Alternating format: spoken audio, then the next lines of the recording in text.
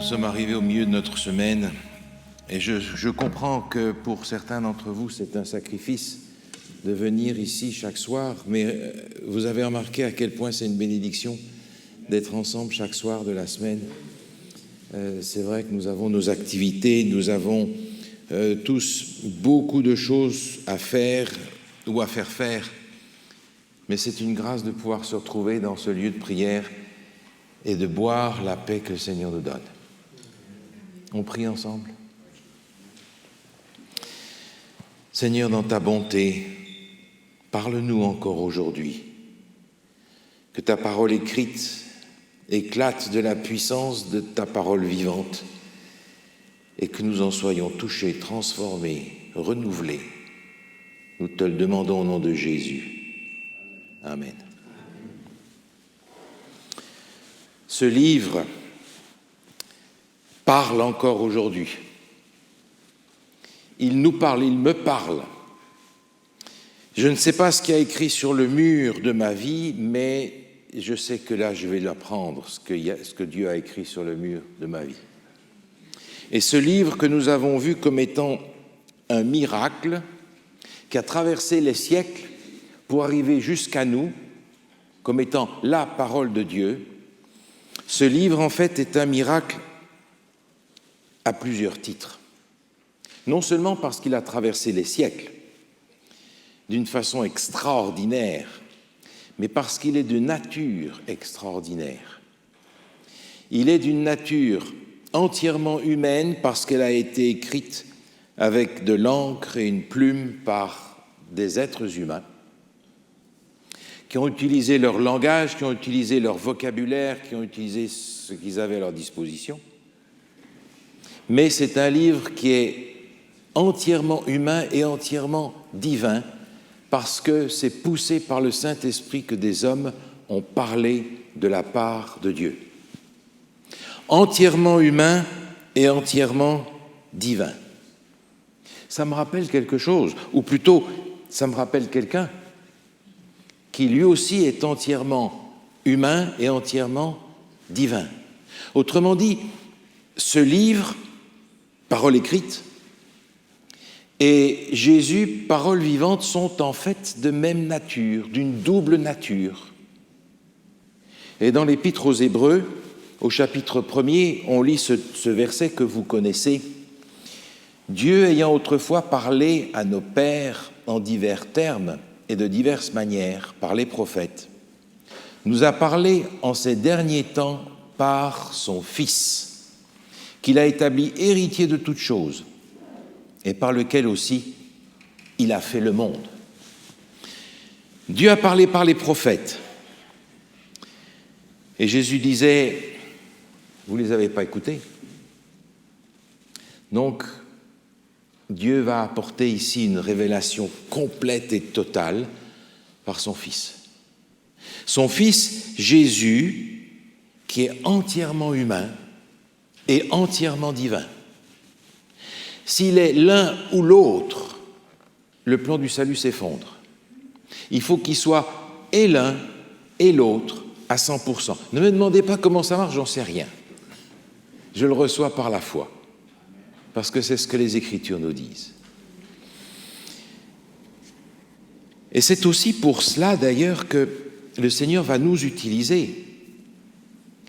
Vous imaginez que nous sommes, nous, êtres humains, porteurs de quelque chose qui est divin. Le Seigneur nous demande de partager ce vécu de l'Évangile. Mais c'est extraordinaire quand vous y pensez. Nous sommes tous humains à 100%, parfois même à plus que ça. Mais le Seigneur nous donne un message qui est 100% divin, à partager, porteur de quelque chose qui nous échappe, qui nous dépasse complètement. Mais c'est une grâce incroyable. Et pour cette raison, je me sens ce devoir, cette responsabilité, ce privilège d'élever Jésus plus haut et toujours plus haut. D'élever Jésus parce qu'on n'arrivera jamais à l'élever jusqu'à la place qu'il mérite. Et c'est notre responsabilité, c'est notre privilège d'exalter et d'élever Jésus. Et ce qui est intéressant, c'est que cette parole écrite renvoie à la parole vivante et que la parole vivante renvoie à la parole écrite. Vous vous souvenez, Jésus était avec ses contemporains et leur disait « Mais vous n'avez pas lu ceci dans les Écritures? N'avez-vous pas lu cela ?» Alors il y avait toujours ces conflits, ces pièges qu'on mettait sur son chemin. Et Jésus, lorsqu'il y répondait, disait « Mais n'avez-vous pas lu ?» Il renvoyait à la parole écrite et la parole écrite renvoyait à lui. Les Écritures rendent témoignage de moi et vous ne voulez pas venir à moi pour avoir la vie. Vous vous souvenez de ce texte dans Jean au chapitre 5. Et j'aimerais vous lire ce soir 2 lettres. Dans le journal Adventist Frontier Mission, qui est publié par Frontier, un journal qui est publié justement par ce mouvement adventiste qui envoie des missionnaires un petit peu partout dans le monde. En 2001, dans le numéro de janvier, a paru un article qui a été écrit par quelqu'un qui est justement missionnaire dans un de ces pays où le christianisme n'est pas bienvenu et qui raconte ce qui se passe. Ils ont un site internet sur lequel se trouve un cours biblique par correspondance. Et certaines personnes communiquent avec eux de cette façon-là. Et dans cet article, il y avait plusieurs courriers qui leur ont été adressés. J'en ai relevé 2 que j'ai trouvés extrêmement significatifs. Permettez que je vous lise 1 ou 2 paragraphes. J'ai eu un rêve dans lequel j'ai vu un homme habillé en blanc dans une lumière resplendissante. Il m'a donné un très beau livre avec des mots écrits en arabe sur la couverture. Il m'a dit de le lire attentivement parce que c'est important pour ma vie future. Le jour du jugement est proche et je viens bientôt. Tu dois te préparer et aider les autres à se préparer aussi, m'a-t-il dit. J'ai ouvert le livre et j'ai lu. Ouvrez les guillemets. Crains Allah et donne-lui gloire. Le jour du jugement est proche. Adore le Créateur de toute chose. Alors je me suis réveillé. J'étais tellement heureux, je n'oublierai jamais ces paroles. Mais que signifie ce rêve? Vous avez entendu ce que ce messager dans son rêve lui dit? Est-ce que ça ne vous rappelle pas un texte que vous connaissez dans Apocalypse 14? Crains Allah, donne-lui gloire, le jour du jugement est proche, adore le Créateur de toutes choses. Mais on a déjà lu ça 100 fois dans notre Bible, n'est-ce pas? C'est un homme qui n'est pas croyant, qui a eu ce rêve et qui maintenant se trouve en contact avec l'étude de la parole de Dieu par ce site internet. 2e lettre. J'ai eu un rêve et j'ai vu un homme habillé en blanc. Il m'a montré un site internet. Ceci va t'aider à comprendre ton rêve, m'a-t-il dit. Dans mon rêve, je marchais sur un chemin et je me suis arrêté à un croisement. Un chemin était étroit et l'autre large. Beaucoup de gens prenaient le chemin large. Quel chemin dois-je prendre? Ai-je demandé à cet homme. Il m'a dit, cherche, je t'ai donné la réponse. Alors je me suis réveillé. Tout d'abord, je n'ai pas pris ce rêve très au sérieux. Mais j'ai eu ce même rêve plusieurs fois et je ne pouvais pas m'empêcher d'y penser. L'homme dans mon rêve avait de l'autorité et je me sentais en paix avec lui. Alors j'ai commencé à chercher des réponses, mais je n'ai rien trouvé. Mais un jour, j'ai vu votre site internet. C'est celui que l'homme en blanc m'avait montré dans mon rêve. Je n'arrivais pas à y croire. J'ai lu et maintenant je sais quel chemin je dois suivre. Le monde est en train de tomber en loques, et là où les messagers humains qu'il a envoyés ne peuvent pas accomplir la tâche de porter cette parole éternelle, alors le Seigneur intervient lui-même et transmet le même message. Mais vous avez remarqué, il renvoie toujours à la parole écrite. Il y a ce dialogue entre la parole écrite et la parole vivante. Et je suis émerveillé de voir à quel point, dans ce contact que Dieu a choisi d'avoir avec des gens qui ne croient pas, qui sont des incroyants, à quel point Dieu est direct dans sa manière de leur transmettre le cœur de l'Évangile. Et je suis aussi émerveillé de voir que le Seigneur sait utiliser Internet mieux que moi. Et il l'utilise vraiment bien. Hein? Je comprends que Dieu parle à tous ceux à qui il peut parler, à tous ceux qui sont prêts à l'entendre, qui sont prêts à l'écouter, à ceux qui le cherchent sincèrement. Et j'apprends qu'il y a dans le monde d'aujourd'hui beaucoup d'hommes, de femmes qui cherchent, qui dans le secret de leur foyer pleurent et demandent au Seigneur de leur montrer la vérité. Et ils ne demandent qu'une chose, c'est d'y être invités. Alors qu'est-ce que je dois faire? Peut-être que vous vous êtes demandé une fois poser cette question que le jeune homme riche a posée à Jésus. Qu'est-ce que je dois faire pour être sauvé? Il l'a posée à la parole vivante, espérant une réponse vivante. Si vous lisez le livre Le meilleur chemin, ou vers Jésus, c'est la même chose. Si vous lisez attentivement tout ce petit livre-là, à la recherche de ce qu'il faut faire, vous allez découvrir que dans ce petit livre, il ne nous est proposé que 3 choses à faire. Lire la Bible, prier et servir son prochain. Relisez-le, vous verrez. Ce sont en fait les 3 clés pour une relation avec qui que ce soit. Écouter, parler, communiquer, faire des choses ensemble. Cette lecture de la Bible n'est pas destinée à remplir un de nos devoirs. J'ai lu ma Bible ce matin, check.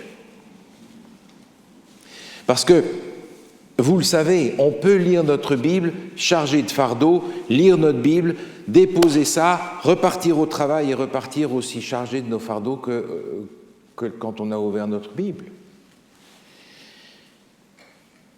Parce que l'on l'a ouvert pour autre chose qu'une rencontre avec Jésus.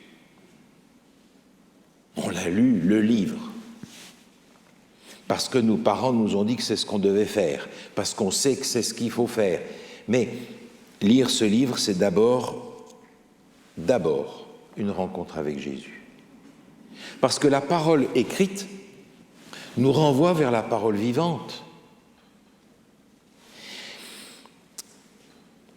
Paris Redhead, qui est un missionnaire, écrit ceci, et cette petite phrase me paraît extrêmement juste. Il écrit ceci: « La plupart des chrétiens n'ont pas une relation avec Dieu, mais ils ont une relation entre eux à propos de Dieu. » Est-ce que nos cultes ressemblent à ça? Est-ce que nos réunions de prière ressemblent à ça? La plupart des chrétiens n'ont pas une relation avec Dieu, ils ont une relation entre eux à propos de Dieu. Et on se rend bien compte que c'est largement insuffisant. Ce n'est pas exactement ce à quoi Dieu nous appelle. Et pour la prière, c'est la même chose. On a tous fait notre liste de courses qu'on a expédiée au ciel, comme la lettre au Père Noël.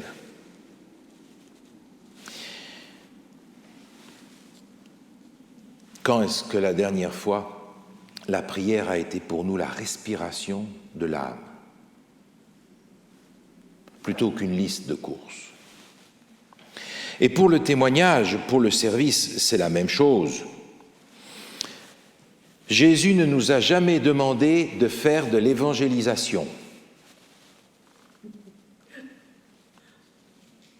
Il nous a demandé d'être des témoins et des disciples. Et il y a une immense différence, vous comprenez, dans la manière dont on va remplir ce mandat missionnaire, si on se considère comme ayant reçu le devoir de faire de l'évangélisation, ou au contraire, si le Seigneur compte sur nous pour être un témoin, un disciple. C'est une approche totalement différente. Et pourtant, ces trois choses sont des éléments de base dans notre vie chrétienne. Un jour, un pasteur adventiste a conduit une semaine de prière à l'église de Loma Linda, en Californie. Vous savez, là où il y a tous les médecins, les grands patrons, etc. Et un soir, après la réunion, un médecin lui a donné un mot en disant ceci. « Cher pasteur, s'il vous plaît, dites-moi comment je peux vivre une vraie vie chrétienne. Donnez-moi quelque chose de pratique et de concret, mais pas ces histoires de lecture de la Bible, de prière et de témoignage. »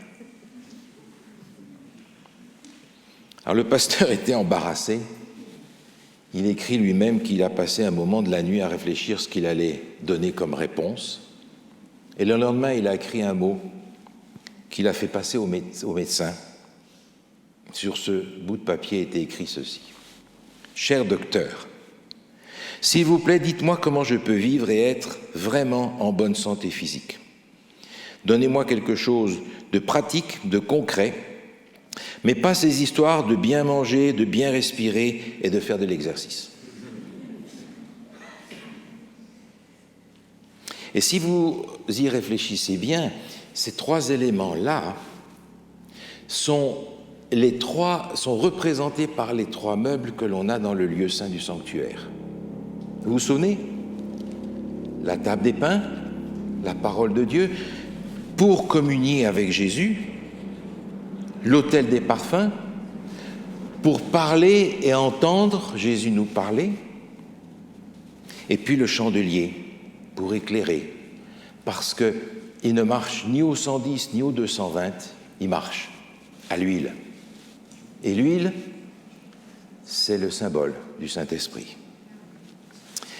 Beaucoup assistent au service religieux et se trouvent rafraîchis, réconfortés par la parole de Dieu, mais en négligeant la méditation, la vigilance et la prière, ils perdent la bénédiction obtenue et se retrouvent plus pauvres qu'auparavant.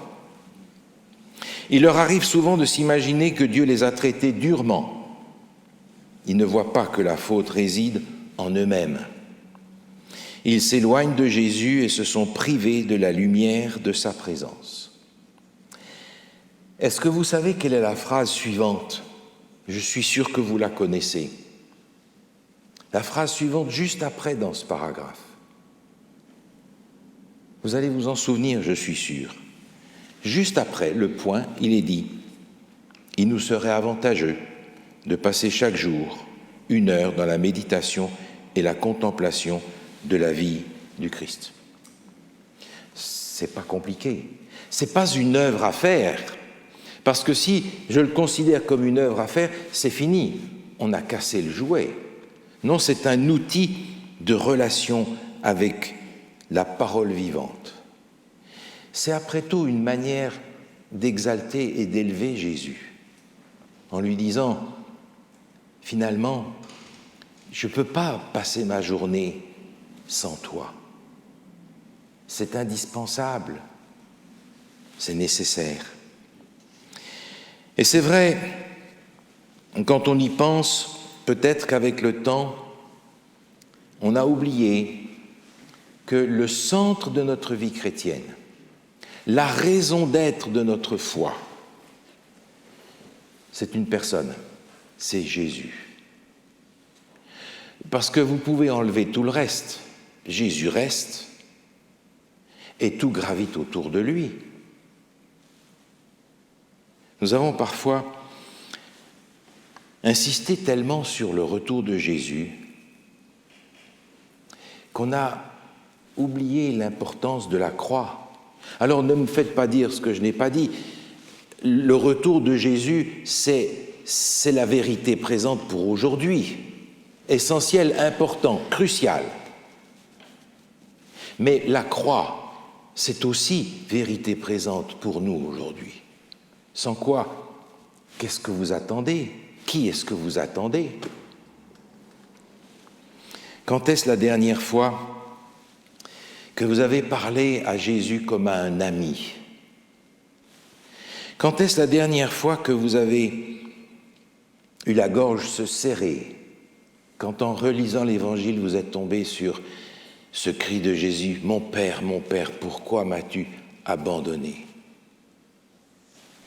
Quand est-ce la dernière fois que votre cœur a brûlé au-dedans de vous quand vous avez relu ce passage des disciples d'Emmaüs et que vous vous êtes vus marcher avec Jésus dans le quotidien, en sa présence?